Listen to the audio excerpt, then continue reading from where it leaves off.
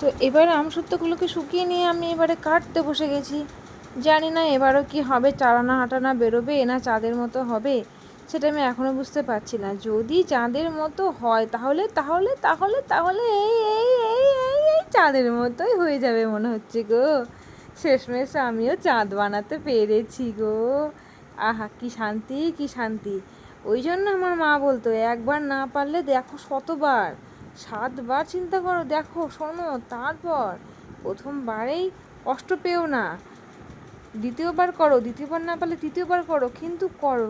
দেখো মায়ের কথাটা তখন অগ্রাহ্য করেছিলাম ঠিকই, কিন্তু আজ দেখেছো ঠিক সাকসেস পেয়েই গেলাম।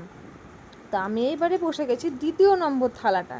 দেখা যাক এটাও চাঁদের মতো হবে না কি হবে, সেটা তো বুঝতে পারছি না। তো আমার তো শুধু মনের মধ্যে হচ্ছে মনে হয় চাঁদের মতোই হবে, দেখা যাক। তো আমি এখানে আচ্ছা তারে তুলতে বসে গেছি। যদি চাঁদের মতো হয়ে যায় ব্যাস, আমিও তাহলে ভাইরাল। সবাই যেরকম চাঁদের মতো করে তুলে ভাইরাল হয়ে গেছে, আমিও সেরকম ভাইরাল হয়ে যাব, তাই না? আর আমিও মনে মনে এটাই চিন্তা করব যে আমিও পেরেছি।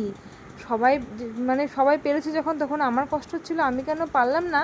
তো আমিও পেরেছি। ইস, দেখো আমিও কিন্তু পেরেছি, চাঁদের মতোই হয়েছে। চাঁদেও যেরকম ছোট ছোট ছিদ্র আছে, সেরকম আমার আমসত্ত্বতেও আছে, তাই না?